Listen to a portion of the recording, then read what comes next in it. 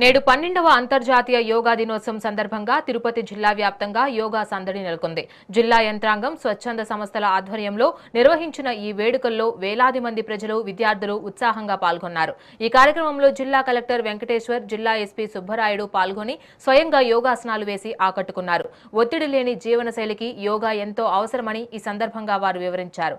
అలాగే యువత మాదక ద్రవ్యాల బారిన పడకుండా జాగ్రత్త వహించాలని జిల్లా అధికారులు సూచించారు.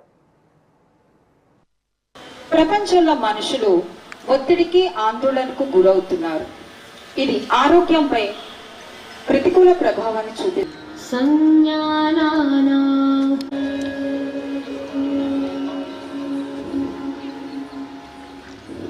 ఉన్నవాళ్ళు ఈ వ్యాయామాన్ని జాగ్రత్తగా చేయాలి. Shoulder stretching, neck rotation.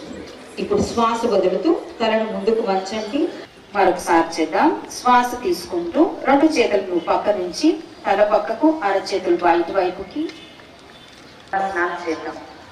నిలబడి చేసే ఆసనాలు తాడాసనం. ఈ ఆసనం చేసేదండి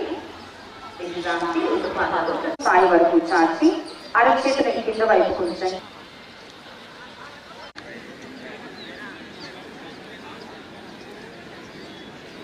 అరచేతులు భుజాల పక్కన.